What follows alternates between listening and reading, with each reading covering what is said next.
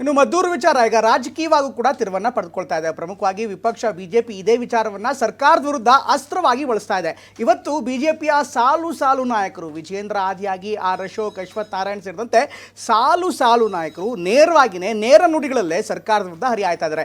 ಇದೊಂದು ಕೋಮುವಾದಿ ಸರ್ಕಾರ ಅನ್ನುವಂಥ ಹಣೆಪಟ್ಟಿಯನ್ನ ಈಗ ಕಾಂಗ್ರೆಸ್ ಸರ್ಕಾರದ ವಿರುದ್ಧವೇ ಬಿಜೆಪಿ ನಾಯಕರು ಪ್ರಯೋಗ ಮಾಡ್ತಿದ್ದಾರೆ. ಈ ಎಲ್ಲ ಮಾತುಗಳನ್ನ ಆರೋಪಗಳನ್ನ ಕೇಳಿಸ್ಕೊಂಡಿರುವಂಥ DCM DK ಶಿವಕುಮಾರ್ ಬಿಜೆಪಿ ಅವರಿಗೆ ಮಾಡೋದಕ್ಕೆ ಕೆಲಸ ಇಲ್ಲ ಅನ್ನುವಂಥ ಮಾತನ್ನು ಹೇಳ್ತಿದ್ದಾರೆ. ಆದರೆ ಬಿಜೆಪಿಗರು ಹೇಳ್ತಾ ಇರುವಂಥದ್ದು 3 ವರ್ಷ ಸುಮ್ಮನೆ ರೀ, ಅದಾದ್ಮೇಲೆ ಯಾರ ಕೆಲಸ ಏನು ಅಂತ ನಾವು ಹೇಳ್ತೀವಿ ಅನ್ನುವಂಥ ಮಾತನ್ನು ಮದ್ದೂರಿನಲ್ಲಿ ಆಡ್ತಿದ್ದಾರೆ. ಹಾಗಾದರೆ ಈ ಆರೋಪ ಪ್ರತ್ಯಾರೋಪ ಗಲಾಟೆ ಏನಾಗ್ತಾ ಇದೆ ನೋಡ್ಕೊಂಬೋಣ.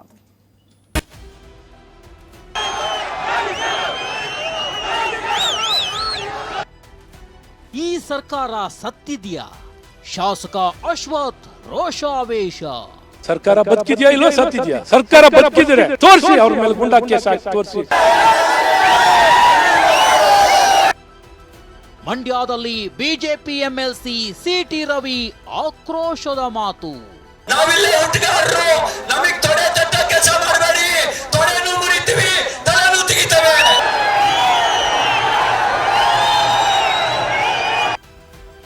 ಬಿಜೆಪಿಯವರಿಗೆ ಕೆಲಸ ಇಲ್ಲ ಎಂದು DCM DK ಕೆಂಡ.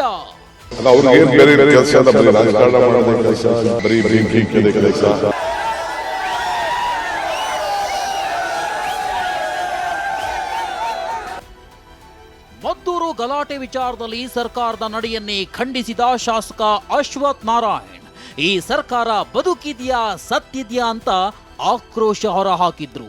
ಯಾರಿವತ್ತು ದೇಶದ್ರೋಹಗಳಲ್ಲಿ ಮಸೀದಿ ಒಳಗೆ ಕಲ್ಲು ಶೇಖರಣೆ ಮಾಡ್ಕೊಂಡು ಕಲ್ಲು ಬಿಸಾಕ್ತಕ್ಕಂತ ಕೆಲಸ ಮಾಡಿದ್ದಾರೆ. ಗುಂಡಾ ವರ್ತನೆ ಯಾರು ಪ್ರಾರಂಭ ಮಾಡಿದ್ದಾರೆ ಅವ್ರ ವಿರುದ್ಧ ಗುಂಡಾ ಕಾಯ್ದೆಯನ್ನ ಹಾಕ್ಬಿಟ್ಟು ಅವ್ರನ್ನ ಒದ್ದು ಒಳಗೆ ಹಾಕ್ಲಿ. ಸರ್ಕಾರ ಬದುಕಿದ್ಯಾ ಸತ್ತಿಲ್ವಾ ಅಂತ ಕೇಳ್ತೀವಿ. ಸರ್ಕಾರ ಬದುಕಿದ್ಯಾ ಇಲ್ಲೋ ಸತ್ತಿದ್ಯಾ? ಸರ್ಕಾರ ಬದುಕಿದ್ರೆ ತೋರಿಸಿ, ಅವ್ರ ಮೇಲೆ ಗುಂಡಾ ಕೇಸ್ ಹಾಕಿ ತೋರಿಸಿ, ನಿಮ್ ಆಡಳಿತ ತೋರಿಸಿ. ನಿಮಗೆ ಆಸಕ್ತಿ ಕಳ್ಕೊಂಡ್ಬಿಟ್ಟಿದ್ದೀರಾ, ಜನಪರವಾಗಿ ಆಸಕ್ತಿ ಕಳ್ಕೊಂಡ್ಬಿಟ್ಟಿದ್ದೀರಾ. ವಯಸ್ಸಾಗ್ಬಿಟ್ಟಿದೆ, ವಯಸ್ಸಾಗಿ ನಿಮಗೆ ವೃದ್ಧಾಶ್ರಮಕ್ಕೆ ಹೋಗಿ, ವಯಸ್ಸಾಗಿದೆ. ತೊಡೆನು ಮುರಿತೀವಿ, ತಲೆನೂ ತೆಗಿತೀವಿ ಎಂದ CT ರವಿ. ನಾವಿಲ್ಲೇ ಹುಟ್ಟುಗಾರರು, ನಮಗೆ ತೊಡೆ ತಟ್ಟ ಕೆಲಸ ಮಾಡಬೇಡಿ, ತೊಡೆನೂ ಮುರಿತೀವಿ, ತಲೆನೂ ತೆಗಿತೇವೆ. ಈ ಮುಸ್ಲಿಂ ಸಮುದಾಯಕ್ಕೆ ಸೇರಿದಂತ ದುಷ್ಕರ್ಮಿಗಳ ಮೇಲೆ ಗುಂಡಾ ಕೇಸ್ ಹಾಕಿದ್ರು ಈ ಸರ್ಕಾರ ಗುಂಡಾ ಕೇಸ್ ಹಾಕ್ಲಿಕ್ಕೆ ತಯಾರಿಲ್ಲ. ಇದಿಷ್ಟೇ ಅಲ್ಲ, ಸರ್ಕಾರದ ವಿರುದ್ಧ ಬೆಂಕಿ ಉಗುಳಿದ ಅಶೋಕ್, ನಿಮಗೆ 2 ವರ್ಷ ಅಷ್ಟೇ ಉಳಿದಿರೋದು, ಮುಂದೆ 10 ವರ್ಷ ನಮ್ಮದೇ ಹವಾ ಅಂದ್ರು. ನಮ್ಮ ಯುವಕರೆಲ್ಲ ಕೂಗ್ತಾ ಇದ್ದೀರಾ, ಯಾಕೆ ಗೊತ್ತಾ? ಯಾಕೆ ಅಂತ ಹೇಳ್ತೀನಿ ಕೇಳಿ. ಇನ್ನ ಇವ್ರದ್ದು ಉಳಿದಿರೋದು 2 ವರ್ಷ, ನಮ್ಮದು ಮುಂದೆ 10 ವರ್ಷ. ಬಿಜೆಪಿ JDSನಿಂದಲೇ ಕುಮ್ಮಕ್ಕು ಅಂತ ಸಚಿವ ಚಲುವರಾಯಸ್ವಾಮಿ ಆರೋಪಿಸಿದ್ರು. ಇದಕ್ಕೆ ತಿರುಗೇಟು ಕೊಟ್ಟ ಬಿಜೆಪಿ ಕಾಂಗ್ರೆಸ್ನಿಂದಲೇ ಓಲೈಕೆ ಅಂದ್ರು. ಅಲ್ಲಿಯ ಸ್ಥಳೀಯ ನಾಯಕರು ಬಿಜೆಪಿ ಜನತಾದಳದ ಕುಮ್ಮಕ್ನಿಂದ ಆಗ್ತಾ ಇರೋದು, ಜನರಿಂದ ಅಲ್ಲ. ಯಾವಾಗ ಮಸೀದಿ ಒಳಗೆ ಹೊಕ್ಕೊಂಡು ಕಲ್ಲನ್ನ ಇಟ್ಕೊಂಡಿದ್ರು ಆ ಷಡ್ಯಂತರ ರೂಪಿಸಿದಾಗಲೇ ಅವ್ರು ಎಚ್ಚೆತ್ಕೋಬೇಕಾಗಿತ್ತು, ಅವಾಗ ಎಚ್ಚೆತ್ಕೊಂಡಿಲ್ಲ. ಈ ಓಲೈಕೆ ರಾಜಕಾರಣದಿಂದ ಇಡೀ ರಾಜ್ಯ ಮತ್ತು ಇವತ್ತು ಈ ಜಿಲ್ಲೆ ಕೂಡ ಯಾವತ್ತೂ ಇಲ್ಲಿ ಹಿಂದೂ ಮುಸ್ಲಿಂ ಗಲಾಟೆ ಆಗೋದಿಲ್ಲ. ಬಿಜೆಪಿಗೆ ಬೆಂಕಿ ಇಡೋದೇ ಕೆಲಸ ಅಂತ DK ಕೆಂಡ ಕಾರಿದ್ರು.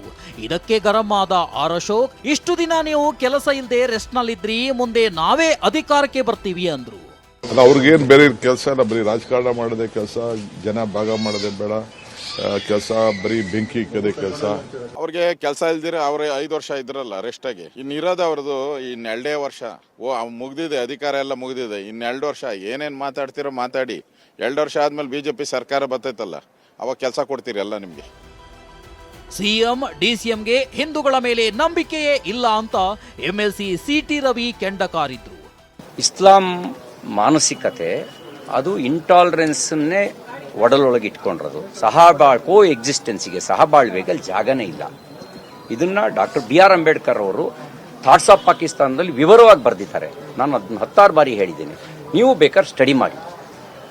ಈ ಜಗತ್ತನ್ನು 2 ಆಗಿ ನೋಡ್ತಾರೆ, ಒಂದು ಮೊಮಿನ್, ಇನ್ನೊಂದು ಕಾಫಿರು. ಯಾರು ನಾನ್ ಬಿಲೀವರ್ಸ್ ಇದ್ದಾರೆ, ಇನ್ಕ್ಲೂಡಿಂಗ್ ಸಿದ್ದರಾಮಯ್ಯ, ಇನ್ಕ್ಲೂಡಿಂಗ್ ಅವ್ರು ಏನು ಟೋಪಿ ಹಾಕಿರೋ ಕೂಡ ಅವ್ರ ದೃಷ್ಟಿಯಲ್ಲಿ ಅವ್ರು ಕಾಫಿರ್ರೆ. DK ಶಿವಕುಮಾರ್ ಏನು ಬ್ರದರ್ಸ್ ಅಂದ್ರೂ ಅವ್ರ ದೃಷ್ಟಿಯಲ್ಲಿ ಕಾಫಿರ್ರೆ. ಹಾಗಾಗಿ ಈ ಕೋ ಎಕ್ಸಿಸ್ಟೆನ್ಸಿಗೆ ಜಾಗ ಇಲ್ಲದೆ ಇರುವ ಥಾಟ್ಸ್, ವಾತಾವರಣ ಅದಕ್ಕೆ ಪೂರಕವಾದಾಗ ಹೊರಗಡೆ ಬರುತ್ತೆ. ಮತ್ತೊಂದೆಡೆ ಮದ್ದೂರು ಕಲ್ಲು ತೂರಾಟ ಪೂರ್ವ ನಿಯೋಜಿತ ಕೃತ್ಯ ಅಂತ ಮಾಜಿ ಶಾಸಕ KS ಈಶ್ವರಪ್ಪ ಗಂಭೀರ ಆರೋಪ ಮಾಡಿದ್ರು. ಪೂರ್ವ ನಿಯೋಜಿತ ಸಂಚು, ಮುಂಚೆನೆ ಪ್ಲಾನ್ ಮಾಡಿಬಿಟ್ಟಿದ್ರು. ಮಸೀದಿ ಬರುವಂತ ಸಂದರ್ಭದಲ್ಲಿ ಮಸೀದಿ ಒಳಗಡೆನೆ ಲೋಡ್ ಗಟ್ಟಲೆ ಕಲ್ಲಿಟ್ಕೊಂಡಿದ್ರು. ಮದ್ದೂರು ಗಲಾಟೆ ವಿಚಾರದಲ್ಲಿ ಕಾಂಗ್ರೆಸ್ ಬಿಜೆಪಿ ವಾಗ್ಯುದ್ಧ ಮುಂದೆ ಅದ್ಯಾವ ಹಂತಕ್ಕೆ ಹೋಗುತ್ತೋ ಕಾದು ನೋಡಬೇಕಿದೆ. Bureau report, TV9.